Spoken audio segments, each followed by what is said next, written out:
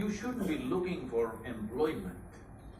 A developing country means there are still a lot of things to be done in this country. When there are so many things to be done, instead of looking around and seeing as youth, what can I do and how can I make something out of that, you're sitting and waiting for somebody to come and give you an employment. Well, this language of what is the employment rate in the country comes from United States, because almost everybody is employed except a small segment of entrepreneurs. So that's a different nation, this is a different nation. Here, there is no organized employment of that scale. You cannot employ 1.3 billion people in a factory or an office or wherever else. They have to find their way. And they are finding their way. The rural population is not employed. It's only the urban youth, the moment they get educated, somehow they get crippled. Those who are not educated are finding a way to live, isn't it? Hello? Those who never went to the college, university, they're all finding a way to make a living. But the moment you get educated, should you be more capable or less capable? You should be more capable. So you should give the employment to them and you should become the employer. Yes?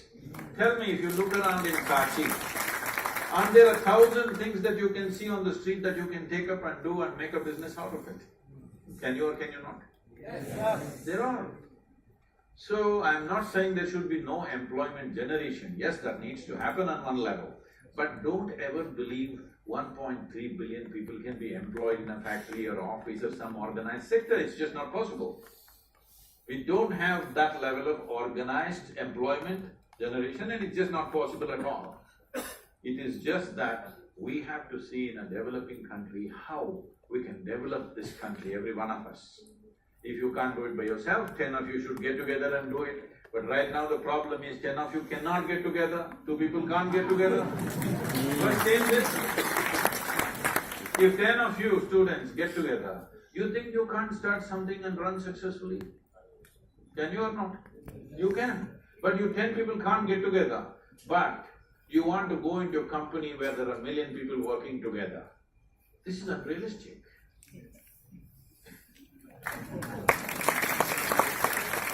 So, this is going to be super unpopular video, I know. A whole lot of people, I'm on camera, a whole lot of people are going to scream at me, oh, he's this, he's that, he doesn't know what's employment, oh, become a guru. Well, try. Why don't you try? You can try that also. That is also useful. After this event, I will surely apply for being a mistake. Oh, no, apply to be a mistake? That you don't have to apply. Anyway, it happens. No, you didn't get the point. There is something called as mystic and a mistake. In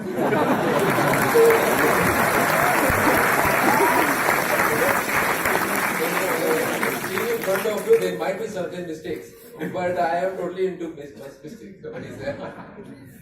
Probably not mischief. Okay, moving on. SadhGuru, like you said, that we need to club together and find newer ways to employ people, and basically it highlights on us being ambitious. So, I am a very ambitious woman, I think, and I have a whole lot of bucket lists. You have only 32 teeth to attend to. No, but that's not it.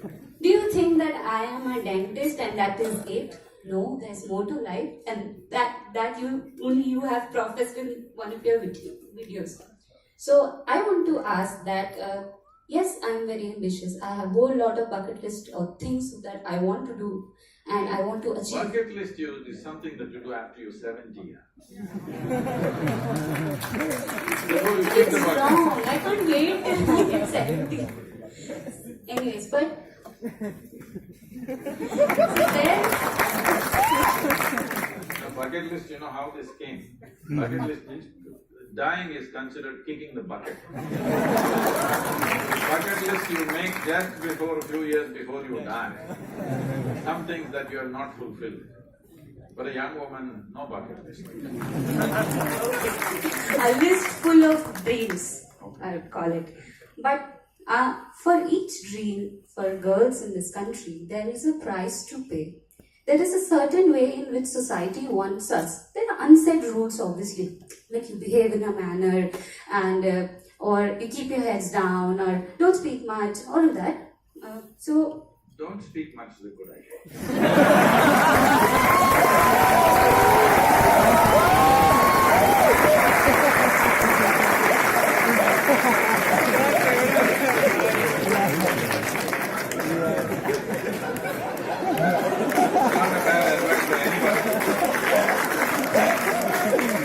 Now you are in Shivanagari.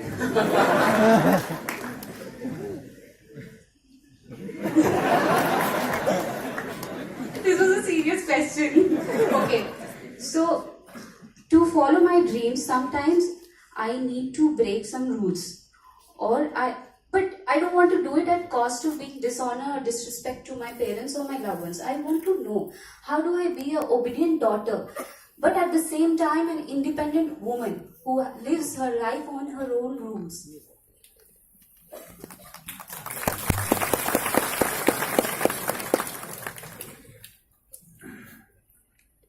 See, we want to do something that we want to do.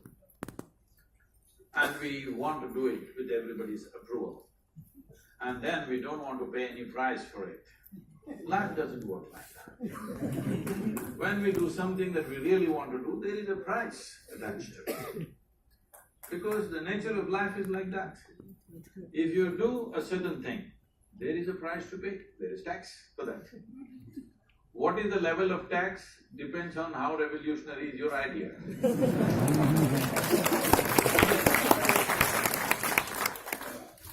So, this is very unrealistic that people are always thinking, I want to do this, that, but my father.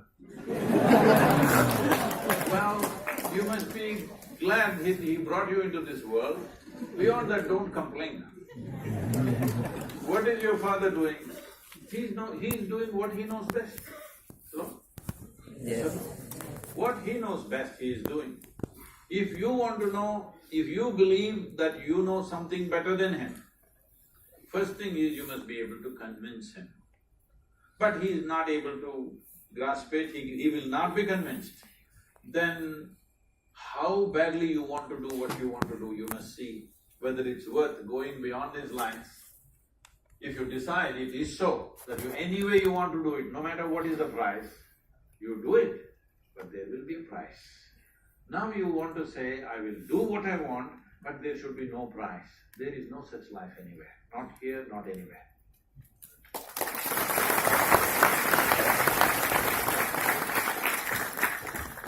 Sadhguru, what opportunity it is that we have a yogi among us in the city of the Adi. I relate my question to this, that we all know for sure that we'll be benefited that you are here. But do we have some special benefit of being in the city of Lord Shiva? I mean, I do not experience it. Are we being benefited directly or indirectly? I will need a few minutes first. As all of you, as all of you already know probably, the word Kashi means a tower of light. When we use the word light, we use the word light for many things in human life, simply because of the nature of our visual apparatus. You have a sense of hearing, sense of smell, sense of taste, sense of touch, and you have sense of sight. Among all these five things, in the human being, the sense of sight is the most powerful one. How much life you drink through your nostrils, through your taste, through your touch and through your ears, and how much life you drink through your eyes is very, very disproportionate. Suppose you take a dog or any other carnivorous animal, he runs his life through smell. You know, he finds his food that way, he finds it made that way, that's how he finds his way wherever he wants to go. For him, sense of smell is dominant. But for a human being, sense of sight is so dominant that our sense of sight functions best when there is light. So whenever we see something, we say, it's light. When we see something new, we say a new light has come. No new light has come, we're just seeing better. Because we're seeing better, we refer to that as light. So in that context, this is a tower of light. This means they built a machine. I'm calling this a machine because you're in the university. Essentially, it's called a yantra. The word yantra today also in English translates as a machine. Why do we build a machine? See, because we are able to walk, we came up with a bicycle. When we got tired of walking, we came up with a bicycle. Why? Because we are able to locomote. But now we want our locomotion to be far more effective. So we came up with a bicycle, then we powered it, it became a motorcycle, then it became an airplane, then it became many, many things. But suppose you were made like a tree, rooted to one place. Would you have thought of a bicycle? Would you? No. Now that we can speak, we have a microphone, we have a telephone, we have all kinds of phones. Now that we can see, we have a periscope, microscope, telescope, all kinds of scopes. Every machine that we have created is only an extension of the existing faculties that we already have. We have not come up with any machine which does something totally different from what we are able to do. It only extends our ability. Because we cannot create a machine which does something different because we don't know what the different is. We have no way of exploring something beyond our existing faculties, isn't it? We can only extend our faculties, we cannot create a new faculty as such. So we built various kinds of yantras. As we built bicycles, motorcycles, microphones, microscopes and various things, we built other kinds of machines which were essentially energy machines. Because we understood where there is a physical machine, there will be friction, there will be a lifespan, there will be maintenance and various other aspects. So we built machines which are pure energy machines, giving it a form by giving a physical foundation to it. Small machines, big machines, all kinds of things were built for specific purposes. This is what you call as a deity in this country. In this country, I want you to listen to me carefully, not react to this simply. We are a godless culture. We don't have the God anywhere. All the people whom you worship are people who walk this geography at some time, isn't it so? We worship them, not because they dropped from the sky, not because they flew in the air, not because they walked upon the water. No, we worship them because they exhibited an extraordinary sense of freedom. No matter what life did to them, they remained free from that. You look at their lives and see, their lives are not free from strife. Their lives are much more strife than your life, isn't it? Far more strife, far more dramatic strife, wars and tragedies and all kinds. In all this, they remained unmoved, balanced, not becoming a reactive force, but continuing to be involved with life. They did not withdraw, nor did they become angry. They stayed there and did what they had to do, whatever they could do. Many times, most of their activities ended up in failure, but the man is a victory because what happened around him never determined who he is. This is why in this culture we held freedom, liberation or mukti as the highest goal. God is not the goal. Mukti is the goal, moksha is the goal, isn't it? If you listen to the conversations of your mothers or maybe grandmothers, daily conversation never happened, not spiritual conversation. Daily conversation never happened without uttering words like karma, prarabdha, mukti, moksha. This was like everyday conversation, especially in the cities. People came here just for that, not looking for God, looking for freedom, isn't it? So they built this phenomenal machine, but the vagaries of time, invasions, ignorance, various things destroyed this machine or damaged this machine at various levels, but still it's a fantastic machine. It's not in its full flow, but still it is great and fantastic machine. And will anybody benefit from that in being in its umbrella? Of course they will. But we must understand this. Even if the full moon has come up, if your eyes are closed, maybe your blood will surge up a bit, but you will miss the beauty and the whole thing about it. The same goes to everything. Because whatever we are not conscious of, in some way will not exist for us, isn't it? Whatever we are not conscious of will not exist for us, even if it's there in a very big presence. So, are you benefiting from it? Definitely on one level. But are you taking full benefit of it? I don't think so. When I look at the people, the way they're moving around, they will see pilgrims coming like this with tears in their eyes, but these people are going like this about their little danda that they're doing. So, you may not benefit fully from it unless you're conscious, because subtler aspects of life especially will not come to you unless you consciously become receptive. So this is very important. Unfortunately, people have started referring to Kashi as the Makkah of the Hindus and all this stuff. This is not a Makkah, you're not going there to seek God's grace or something else. You are coming here because this place represents mukti or liberation or freedom.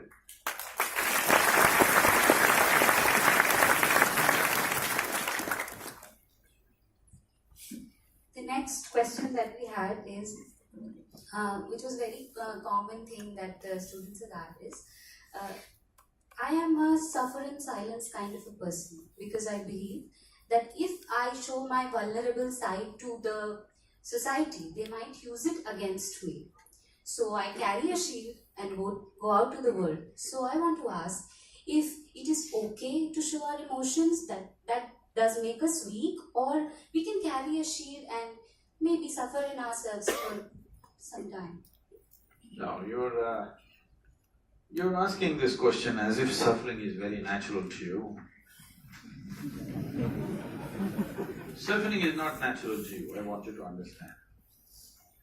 See, there is something called as pain and there is something called as suffering. If I put a pin into your body, there is pain. But whether you suffer that or not is your choice. Many times, many things that hurt you, you don't suffer. Have you seen this? Let's say you want to climb up the mountain or you want to swim across Ganga. Every muscle in the body may pain, but the moment you reach that side with this painful body, you are so joyful. Yes or no? So pain is not necessarily suffering. Pain need not translate into suffering. Pain is a natural process in the body. It's very good for you. Yes? Because if there was no pain in the body, most people would not know how to even preserve their physical bodies. See, wherever there is no pain, what all they have done to it. If there was no pain in your nose, in the name of fashion you would have cut it in so many ways. If there was no pain at all in your body, you would walk on the street with your intestines in your hands. Yes, maybe on the stomach bag you could put Gucci.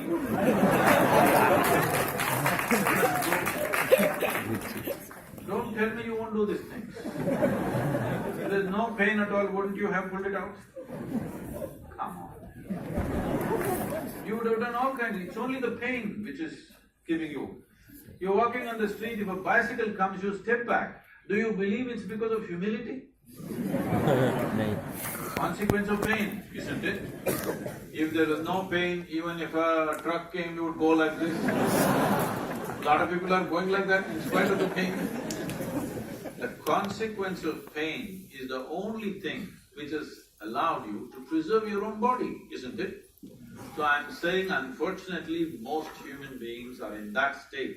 If there was no pain, they would have cut themselves into pieces. So pain is good for you because it's keeping you in one piece, otherwise you would carry your head in your hand and walk around. Yes, you see such imagery. So suffering is something that you do mentally. This is your choice. Either you can suffer, or you need not suffer, or you can enjoy the same thing. Many people are enjoying many painful things, isn't it? So, you're talking about like all the time you're suffering, should I show it or not show it? Whether you show it or you don't show it is visible. If you're suffering, is it not visible on your face? You may pretend, but everybody knows. Everybody except those who did not bother to look at your face. All those people know that you're in suffering, isn't it so? They may just keep quiet because they don't want to intrude into your private suffering. And suffering is always a private hell, it's never public, please. Because it happens within you. So, why are we making ourselves into such a mess? Simply because we do not know or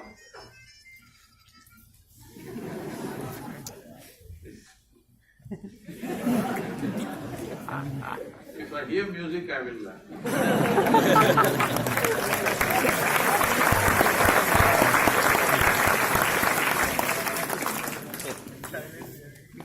Most people, after 30, 40, 50, 60 years of living here, still have not figured out how to handle their thought and emotion.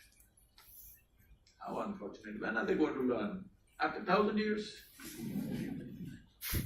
People are pretending as if they have a 10,000-year lifespan. At 50, if you don't know how to handle your thought and emotion, when are you going to learn, I'm asking? This is simply because they gave you a super sophisticated machine. Do you agree with me? This is the most sophisticated machine on the planet. Yes. Have you read the user's manual? No? That's all the problem is, not suffering. SadhGuru, last year in this month only, in the month of September, there was a very big movement, student movement, particularly the girls came out demanding for some of their rights. And nowadays, in last few years, we have seen a number of movements happening in different universities, different colleges. My question is that, do you think these movements, which are led by students particularly, are based on ideologies, or are they just the reaction of something? Well, see, every human being would like some sense of justice and balance in the… excuse me. Some sense of justice and balance in the situations in which they exist. Whether it's home or university or street, you want some sense of equity in what's happening. Even within the home there is injustice. Many times we fight, isn't it? Hello? Yes. So the same thing in the university, the same thing on the street, same everywhere. But what we need to understand is, let's take family as a structure. There is a structure, something is being managed. Your parents are not experts in all kinds of justice systems and ideologies and everything. They're just doing what they know best. Yes, out of their love and concern, they're doing what they know best. Is it always perfect? No, parents are never perfect, isn't it? Hello? They're never perfect, they're doing their best, what they know best. Maybe you as a young person think what they're doing is no good, maybe, but they are doing their best. If they're not doing their best, we can remind them. You're not doing your best, then I will not do my best if this happens. Something. Or a more creative way of doing things is, when they don't do their best, you really do your best so that they will feel, oh, what am I doing? Yes, these are different ways to correct a situation. But there are certain people who think, if a thorn gets into their foot, they believe you must cut off the leg. There are a lot of people like this. If a thorn got into your foot, what should you do? Carefully remove the thorn and walk on, isn't it? But right now there are many people, if thorn gets into the foot, they will claim, come on, let's amputate the leg, let's amputate the leg, campaign will start.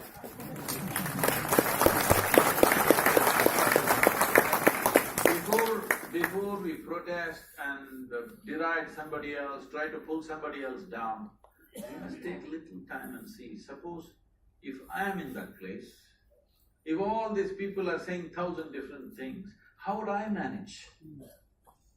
You must see this. Right now, the people who are managing the situation, are there some superhuman beings? They know how to do everything? They don't know. They are trying to do their best. If they're not doing their best, we can key them up a little bit. We should remind them that they should do their best. But expecting a miraculous situation where 1,000 people in India, if there are 3 people, there are 5 opinions. All right? So we are such a country where for everything we have a question. Even if so-called divine entities come, we just barrage of questions we throw at them. Yes or no? When Shiva comes, we throw questions, Krishna comes, we throw questions, whoever comes, we throw thousands of questions. We are that kind of people. So naturally there will be many things. It's okay, we are that kind of people. But questioning something is one thing, always trying to dismantle the existing structure is another thing. If you dismantle the existing structure, are you capable of creating a better structure? This is something you must consider. Right now, the existing structure may be lousy. The existing structure may be utterly lousy. But the question is right now, are we competent? Do we have the resource? Do we have the time to create a better structure? This is something we must look at. The problem right now is, we are going about busy judging everybody. The kind of judgments that we ourselves will not pass. Can I tell you a joke? A lady went into the butcher's shop. You know all those chicken, they were all hanging there, dressed chicken. Somehow, for some reason, feathers are the dress of the chicken, we pull off all their feathers and then we say they're dressed. They were colorfully dressed, but we pulled off everything, then we say they're dressed. So these dressed chicken are hanging there, dead of course.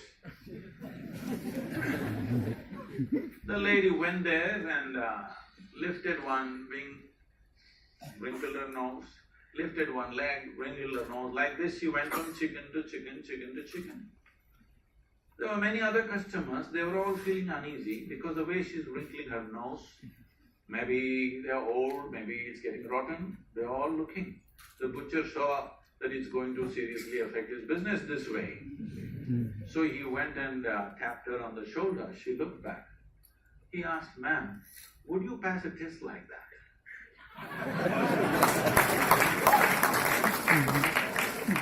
This is all you have to check, would you pass a test like that? So, SadhGuruji, when I started saying you are a cool dude, and I saw you and following you for the last 3 to 4 years, you have been doing Rally for Rivers, Youth and Truth also is the idea that you have invented. The Youth and Truth idea that you invented. Youth and Truth idea that you invented, and for Rally for Rivers also. Sometimes I think that you have a lot of responsibilities for this. And I've seen your video, in one video you are saying that you are working for 16 to 18 hours a day because you are made to work because you need to work. In one of the videos I saw it. A lot of responsibilities on yourself. Lot of responsibilities. All of it. All of it. There's a lot of responsibility. So either you can just transfer to some of them to me also. But the thing is that when you apply, we will consider. I will be applying by tomorrow. So the thing is that what I feel that sometimes or the other there are certain few people who are taking the responsibility. But many a times people are scared of the responsibilities, taking the responsibilities. You have taken the responsibilities for rivers, for others, for planting trees and other things. For you also. And for me also, but but there is certain times when the people are scared of responsibilities. Does it taste good like chicken? Or something else? Now, hello, my is it good? Is audio good? Yeah. See, responsibility. Does everybody hear that word clearly? Responsibility means responsibility, your ability to respond. I'm asking you, would you like to retain your ability to respond to every dimension of life that you face? I'm asking you. Yes. Hello? Some of you are saying no, why? If you have no if you don't have the ability to respond, that is when you feel fearful, helpless. If you have retained the ability to respond, whatever can be done, you will do in your life. If you do not do what you cannot do, no problem. But if you do not do what you can do, you're a disaster. I'm not a disaster. Everything that I can do, I will do. Will everything happen? Maybe not. Let me tell you how big a failure I am. Okay, is that okay? When actually yesterday, 23rd of September, is 36 years since certain things happened within me and my life dramatically changed. I was going about my business, successful, making money, everything good. But suddenly this experience hit me in such a big way, everything changed. It was on that little hill called Chamundi in Mysore. It was on 23rd of September, 1982. So, on this day I happened to be in Kashi, thanks to all of you.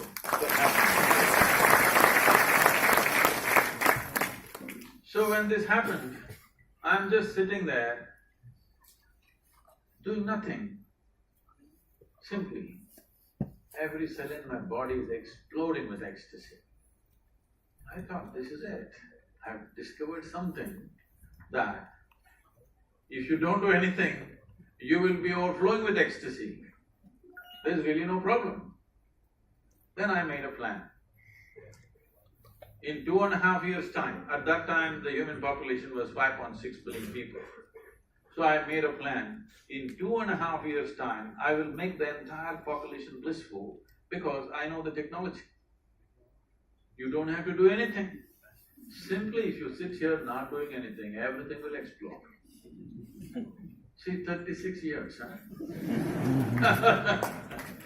I'm still talking to you, not yet gotten you, okay? Maybe we've touched over 500 million people, but that's not my idea of the world. There are 7.6 billion people. So I know I will die a terrible failure, but I will die blissfully, because everything that I can do, I've done. Successful failure can be a good